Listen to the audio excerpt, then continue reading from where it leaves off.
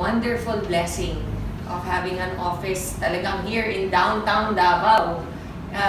The company has only been open 6 months and yet we're all the way in Mindanao na. Can you imagine? Yes. Grabe si Lord, nakakalula. In fact, nag-uusap kami ni Ana kanina, nandun kami nagpipicture kami sa malaking sign nyo. And sabi ko, grabe best, nakaka-proud. Di ba? Sobrang overwhelmed. Iyakin talaga ako, pasensya na kayo. Nakaka-overwhelmed talaga na.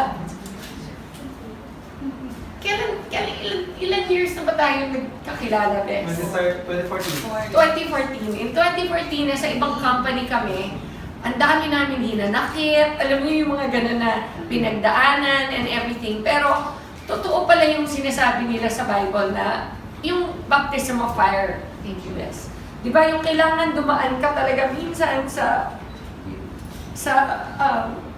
hard times para ma-appreciate mo rin. Eventually, yung pagdating nung lahat ng blessings ni Lord. Yes. At huwag mong i-take for granted. Yes. Mag-share lang ako ng konti. Sorry ha, sobrang emotional talaga. Ay! Whew! Time out! Okay, in year 2000, 2001, na-diagnose po ako ng breast cancer. Stage 2, right breast. Nakikita niyo, buo na ulit. Pinabelo ko na yan. And in 2001, stage 2 ako, I had to remove a large part of my right breast kasi nandun yung tumor. And sinabi po sa akin na cancerous siya. And 30 years old pa lang ako noon. So ang feeling ko, ang bata-bata ko pa, mamamatay na ako. Diba? Alam niyo siguro yung fear, lahat tayo, meron tayong fears. Pero yung, imagine niyo na lang yung worst fear niyo, i-magnify niyo by 1,000,000%.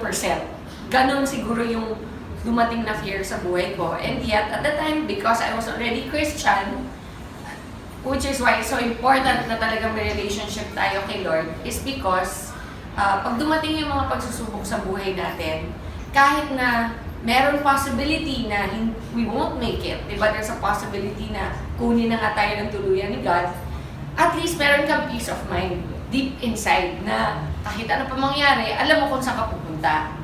Alam nyo, that gives you so much peace.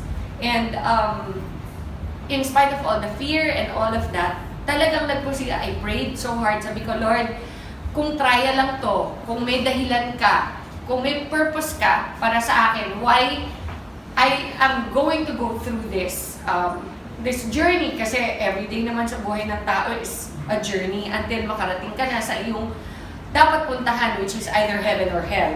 Diba? And for us, hopefully, it is heaven, all of us. And during that journey, I prayed so hard that He would show me the reason why He allowed that to happen in my life. And that is when, after my first chemotherapy, where I lost all my immune system, ang average po ng immunity ng white blood cells sa katawan ng tao is between 15 and 20,000. Ang akin po, bumagsak ng negative. As in, walang-wala na. Ubos. In fact, so much so na kapag may pumasok na nurse na may sipon or nanggaling sa isang restaurant na meron siyang hinawakan na bagay na may virus or whatever, pwedeng ipasa sa akin, for sure I'll die. It was that bad, my immune system. Naka-reverse isolation po ako sa hospital, which means naka-bubble. Yung kama ko, naka-plastic siya. So bawal kahit anong virus na makapasok po dun sa room ko. Kasi my health was so detrimental na even somebody na kakatawa man na nagkulangot sa labas at pumasok sa kwarto ko, pwede na akong hawaan ng whatever virus at mamatay ako. It was during that time that I begged my doctor to allow me to have a laptop. Kasi, imagine niyo, kunyari, itong stage na to, naka-cover ng plastic. Okay? At ako yung nasa loob, in a bed. Ano magagawa mo doon? Wala. Sabihin mo, can I borrow a book? The book, they don't know where it came from. So, they don't know kung may nag-handle na may virus. So, bawal. Can I watch TV? You cannot watch TV kasi, alam nga, ipasok nila yung TV sa loob ng bubble mo. So nothing, bawal lahat. Ang pinag-pray ko talaga, Lord, bigyan mo naman ako ng laptop. Kahit ano lang, para meron akong nagagawa sa loob. And they had to buy a brand new sealed laptop and give it to me inside. It was a nurse that came, she was naka-rubber outfit. Alam mo yung mga uniform ng nurse, di ba? Blue.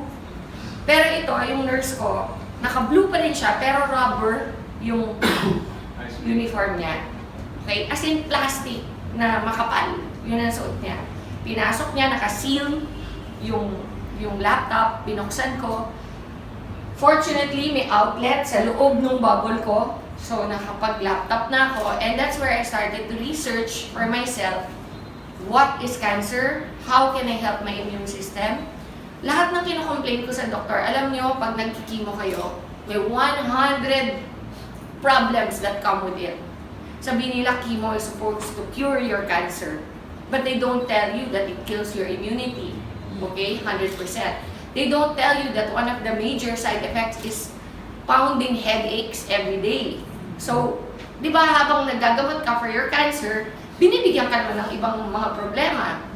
So, pag nag-complain ako ng masakit ang ulo ko na para akong may migraine, magdadala ulit another gamot. Na yung another gamot naman na yun, nakakasuka. So, the whole day, nagsusuka ka. Okay? Tapos, bibigyan ka naman another medicine to cover naman din pagsusuka. So, ano siya? Parang siyang domino effect. Until I really thought, there has to be a natural way. Kasi puro gamot, puro pharma ang binibigay sa akin. Eventually, ang naisip ko, my God, magsasuffer sobra yung liver ko and my kidneys. Puro gamot ang binibigay. How will I be able to heal even if I overcome cancer? Okay? What about the rest of my body? What about my kidneys and my liver and my heart, which has gone through so much because of the chemotherapy? How am I going to recover from that? That's when I started to do all the research online. How to boost your immunity naturally. And you know, honestly, it's amazing. Ang daming ways na mag-boost ng immunity natin naturally. Sleep is the number one way. You have to rest. Okay? Sinasabi nila, the only time your body heals is when you are sleeping. Did you know that? Di ba, iniisip mo, relax, beach, okay yan, di ba? That doesn't matter. You can relax in the beach. That's enjoyment. That's not healing. Healing is sleeping. It is so important. But there are other ways you can help with products like our Barley. Ang daming product na pwedeng gamitin. But did you know, the number one in the whole world that God created Himself is Barley. Yes. Kaya process of elimination, isa-isa kong ni-research yan. Imagine, I had 9 months in that bubble to discover what God really created that is the best for our immune system. And during the time, you have to remember, di ko naman alam na someday I'll be standing in front of people like you. Ang purpose ko lang during the time is for my own healing. Yun lang yung focus ko na, okay, so kung ginagawa mo yung research and yung training of your own knowledge for yourself, it doesn't matter about anybody else at the time. Gusto ko lang mahila ko sa sarili ko. Okay, so that's how I focused my research. What will help me? You know, there's a saying, knowledge is power, correct? So you have to become knowledgeable. You guys this is now your business. Be knowledgeable. Don't take my word for it. Don't take the word of IAM or ICA or anybody in the company that will speak to you and tell you about the benefits or whatever. Hear us, listen to us, pero afterwards, go and do your own research. Kasi knowledge nyo yan, and that is your power. And that is what I did. Through my own research and my own readings, I realized, isa-isa, malunggay, wow, taas ng ano niyan, healing powers niyan. Okay? Yung ampalaya, taas din ng healing powers niyan. Guyabano, wheatgrass, but above them all is barley. Above them all. It's so amazing kasi yung highest niya yan, next to barley, is wheatgrass. And yet yung wheatgrass is only half as powerful as barley. Half! So everything else is below that. Berries are very high also. Okay? Pero the best way to boost your immunity is through barley. And so, since alam ko na kung anong barley, kung ano yung pinaka-best way to boost my immune system, next step, aling barley. Daming klaseng barley from all over the world. Okay, meron India, may China. Actually, barley can be grown in any cold country. May US, okay? Everywhere. New Zealand. The best is from Australia. And only one place in Australia grows barley. Why? Because the weather, the soil, the way it is planted and harvested, the way it is treated in the plant, so that the integrity and the purity of the product itself, of the plant itself, is contained 100%. So pagdating po sa packaging natin, everything, until it gets to your table, until you open it and put it in your glass, it is still 100% there, as if it was the day they harvested it itself. That is how amazing our barley is. Now, how does barley affect people? We're not a pharma company. We don't do a million tests. We believe in what God says. He promises certain things, and try it. What have you got to lose? For me, I was already in the hospital. Nasa hospital na ako. Lahat ng sinasabi ng doktor, ginagawa ko na. Lahat ng gamot, tinetake ko. And yet, bakit?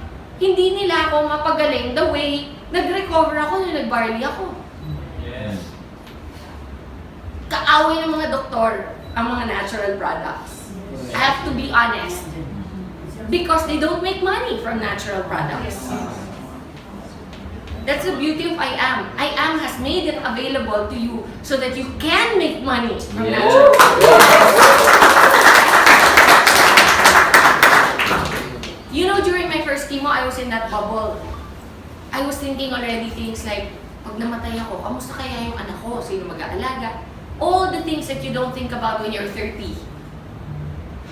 And I was already thinking, and accept ko na, okay naman daddy niya eh, kahit hibalay kami. Mapapalaki niyang mabuti yan. Andiyan naman mama ko, my sisters, di ba?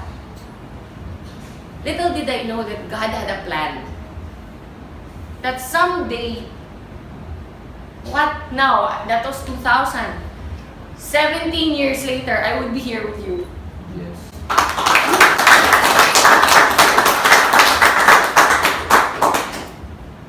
Iba magplano si Lord.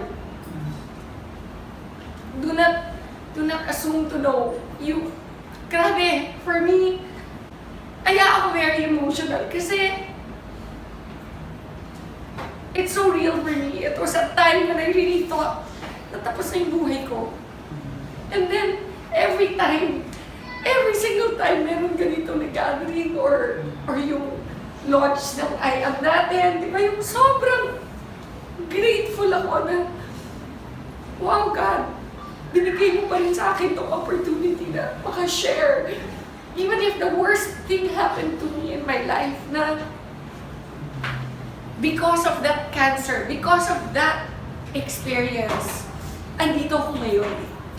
Nakakatulong sa maraming tao through IAM. Diba? Sobrang nakaka-overwhelm.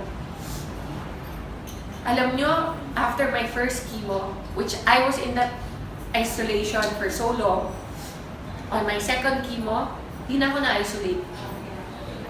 Yung immune system ko, which took 21 days to recover from the first chemo. So, kunyari may ano kayo? Maro, thank you guys. Explain ko lang para naiintindihan nyo. During my first chemo, I ended up in the ICU. Okay? Yan, tama yan ha. Ako to. I'm not very good at drawing. Okay? Nakabubble yan. Ang first chemo, say day 1. Ito pala. Wala pa lang. Wala. Day 1 yan. Day 1. First chemo. Ang treatment ko is 4 chemos, dapat. And then after the 4 chemos, 21 days of radiation therapy. So on day 1 of my first chemo, the doctor already told me na you have to recover, your white blood cells will be wiped out. It's natural, sabi niya. Your second chemo is 21 days from now. Within 21 days, your white blood cells have to be recovered. If not, we cannot give you the second chemo. Okay? And if we cannot give you the second chemo, you will go back to the first again. Can you imagine? Eh, yung first pa lang na gusto ko na mamatay. May tatlo pang matitira. Tapos pag disqualify, uulit. Makakailan ako. Yun yung nasa mind ko. So, kailangan talaga ma-hit ko yung 21 days. Parang parang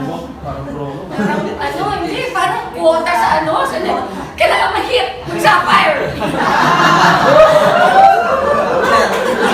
Diba, ganun eh. Actually, except that this is for your life. This was for my life. So, I cannot rely lang on what the doctors are saying kasi for me, okay, andyan na lahat ng sinasabi na gagawin ko. Pero, kailangan din tulungan ko sarili ko. Doon pumasok yung research, doon pumasok yung Barley. Nung na-discover ko na, alam nyo, on the 20th day, every day kukunan ka ng dugo. Every day for 21 days. On the 20th day, sinabihan ako, you made it. We can give it to you tomorrow. Imagine, ka-recover ko lang today. Tomorrow, titirahin na naman ako. Alam mo, gusto mo sabihin, pwede time out kahit 1 week lang, please lang, para normal yung feeling ulit. Ang feeling kasi dito, parang kang gulay. Hindi ka makabanyo on your own, kailangan may nag-aalalay sa'yo. Hindi ka makakain ng tama, kasi lahat ng, ang bibig mo, punong-puno ng mga singaw. Okay? Walang lasa, lahat ng kainin mo, tastes like metal. No, promise, no. Alam mo yung sasabihin nila, do you know what metal tastes like? Me, I know. Kasi it ruins your taste buds completely. Alam mo, my favorite things like chocolate, okay, Coke, yung mga ganyan. Di ba yung mga gusto mong kainin? Burger, lahat na ipasok ko sa bibig ko, lasang metal.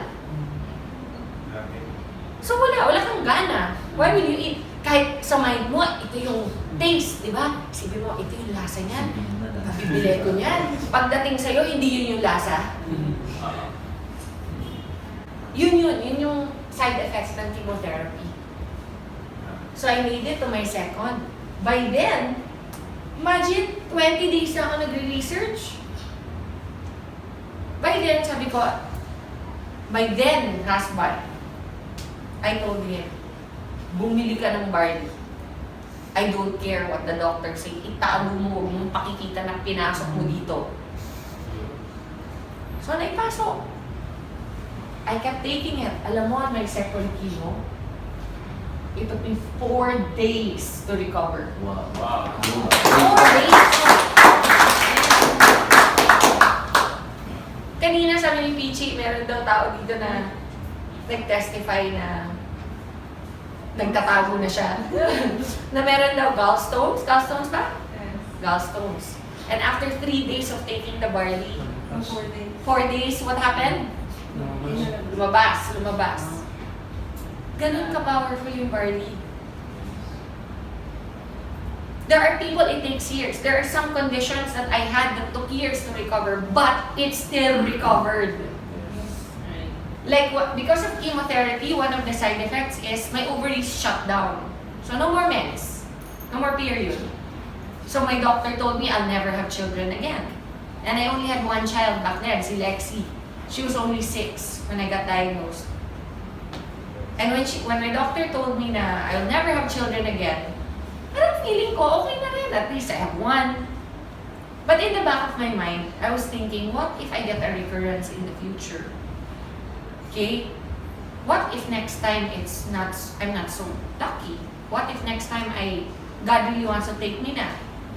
Diba? Sabihin natin, 5 years from now, 10 years from now, bumalik yung cancer, which is very, very much a possibility for any cancer patient. Once may cancer ka na, chances of recurrence are always 50% higher than somebody who's never had cancer. Okay? So, but now I'm on my 16th year. So, out of the woods na ako. Kumbaga, normally, ang recurrence happens within 2 years. Kung hindi ka pa graduate nung 2 years mo, hindi ka pa out of the woods. Pag nakagraduate ka na ng 2 years, your next is 5 years. That's your goal. Pag nakagraduate ka ng 5, 10. Sometimes, even at 12 or 13, nagkaka-recurrence pa.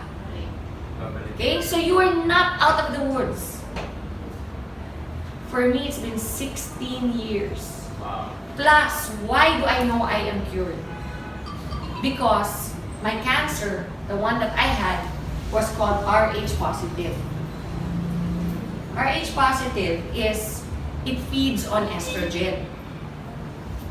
Ang nagpapakain sa cancer ko is estrogen sa katawan. Eh di ba nagkaanak ako ulit? After 3 years, 3 years akong umiinom ng barley from day 1.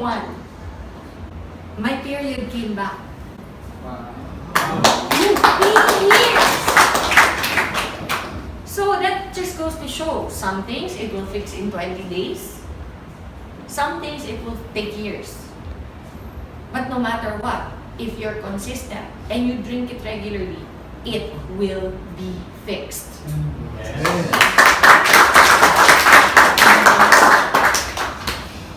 So on the 3rd year, I got pregnant and I have my son. During my pregnancy, all my doctors were going crazy. Nako, that's so dangerous. You have to have a medical abortion immediately. You have to do this, you have to do that. Nako, you cannot. You're a cancer survivor. Do you want to get cancer again? Yun yung sinasabi sa akin. Because nga, when you get pregnant, what goes up in your system? Estrogen. Correct? When estrogen goes up, I'm feeding the cancer. So whatever is dormant, whatever is sleeping in my system will wake up again. And it will be fed. And I will get it again. Yun yung fear. Even my mom, iniiyakan ako. Hindi daw ba sapat na pinadaan ko na sa kanya one time. At uulit pa ako. I'm so selfish. Lahat! I heard it all. You're a selfish person. You're only thinking of yourself. Lahat yan.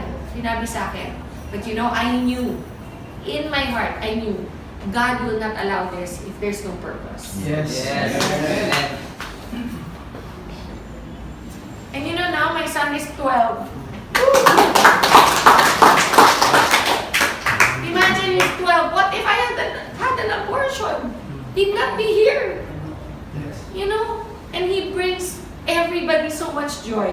Not just me, my mom, my daughter. And you know, when I found out I was going to have another child, you know, I knew in my heart it was going to be a boy. Hindi ko pa alam yung sex. Pero in my heart, I knew God promised. He said to me, you're gonna have a son.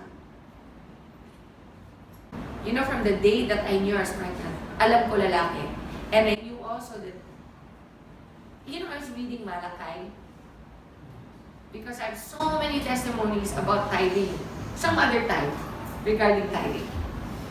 But in a nutshell, when I went to the States and I found out I was pregnant, I had no money. None. But I was always a very faithful tither. Tayo, nagpapayaman, di ba? Like what Pastor said earlier, it all belongs to God. All of it. Pag 10 pesos lang ang pera mo, easy no to give 1 peso. Pag 100 pesos, easy to give 10. Pag 100,000 na, madali pa bang magbigay ng 10,000? Or, pag 1 million na, kaya mo magbigay ng 100,000? Harder, di ba? Why? It's relative. It's the same ratio. Why does it become harder? I remember there was one time I earned 1 million pesos in one TV show. I went to church. Andun si Connie Reyes. Naka-ready na yung check ko ng tithe. Pero, hindi ko mabigay sa church. Sa Victory. Lumapit ako sa kanya, sabi ko, Connie, I made na the check. But parang I can't give it. It's heavy in my heart. Sabi ko, parang ang bigat ibigay. Sabi niya, come on, Ton. Sabi niya gano'n. So, alam mo yung hawak yung, ito yung cheque, ito. Here, Con. Baka mo. Sinabi niya, ipaganyanan ako sa kanya. Promise. Alam mo, she reminded me, sabi niya, you cannot outgive God. Yes. Yes. When I got sick and I had no money to pay for anything, I was in America. I blindly applied. Blindly. I'm not entitled. I'm not an American citizen. I blindly applied for medical aid. And I got approved. My entire treatment was free. Woo! And you know what? I remembered that moment that I gave that check to Connie. Yung bigat ng pag-release nung alam mo yung envelope natin, sabi ko, hirap talaga, hirap i-release yun. Pero I'm so grateful that I did because at the time when I needed help, God was there. You know, I calculated how much it would cost. 5 million to 3. What I got in pesos, $100,000 is what it would have cost. Back then, it was 5 million. Ngayon siguro, doble na yan. But I didn't pay for anything. Even yung maintenance ko every day, yung tawag nilang tamoxifen. Normally, one tamoxifen is $100. And I have to take one every day. You know how much I was paying? $1 for each one. You cannot outgive God. So, okay lang na magpayaman. But don't forget what Pastor said. The money isn't ours. We're only stewards. So, ayan, sidetrack tuloy ako. Okay, anyway, so because of the estrogen, everybody was fearful for me to get pregnant, but I had my son. And he's completely well. Alam mo, I only had one breast to breastfeed him. Because they had radiated my right breast. So when they radiate, I actually asked my doctor, how's that? What if I have another, eventually if I have another child, you're never gonna have another child. Alam mo when somebody speaks into your life like that, how hard it is to receive and accept. But what if? No, you will never. No, but I'm just saying hypothetically, if. Don't do that to yourself. It's never going to happen. Ang kulit talaga. Alam mo yung ganun ang demonyo eh. Ganun ang demonyo. Promise, they steal and they lie. They steal your joy. And you don't let them. And even though he probably was an atheist, I looked him straight in the eye and I said, I rebuke that in the name of Jesus. I will have another child. And when eventually I got pregnant, 3 years after, I was already here. I was so excited, I called him. My oncologist in the States, I called him. Hirap pa get through. That oncologists in America are one of the richest because people get cancer all the time. So they always have patients. It's a business. Normally, they don't even know you. They don't remember your name sa dami. Pero ako, natandaan niya. Kasi number 1, I'm not from there. I'm from the Philippines. Number 2, maganda ako eh. What can I say? Diba? I must have made an impression. Diba? Number 3, which is probably most likely the reason why he remembered me, I was his youngest patient.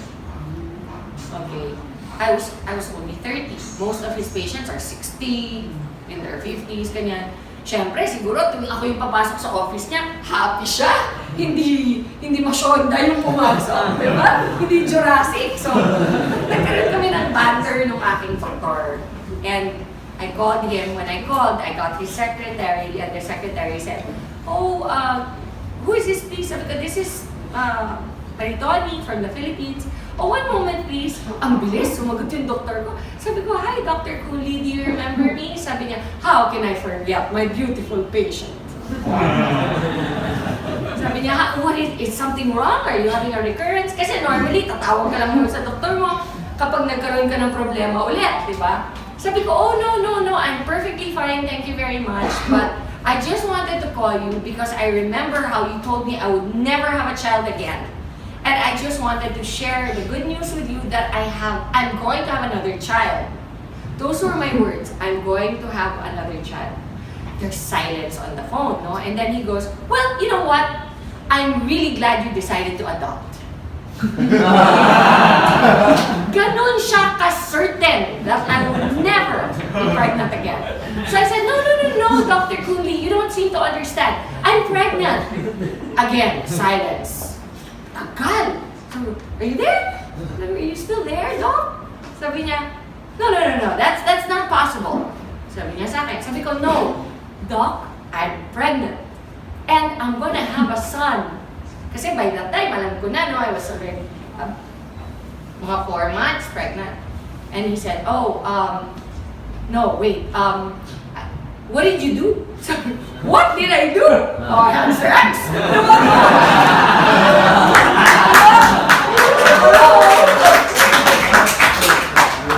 No, but, you know, I said to him, "Nothing, I didn't do anything." He goes, "No, you must have done something."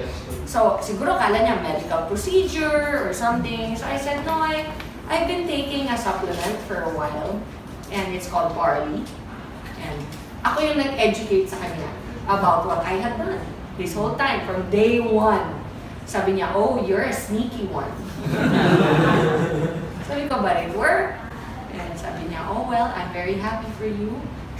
You know, and in as much as we are not allowed to recommend those things, being doctors, we do not stop our patients if they want to.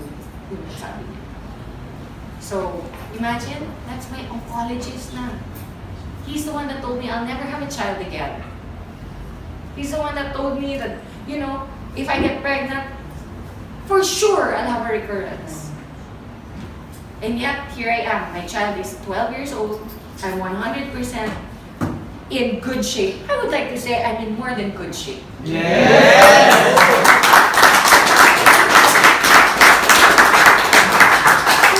Sinishare ko lang to para malaman niyo kung saan nag-umpisa yung Barley natin.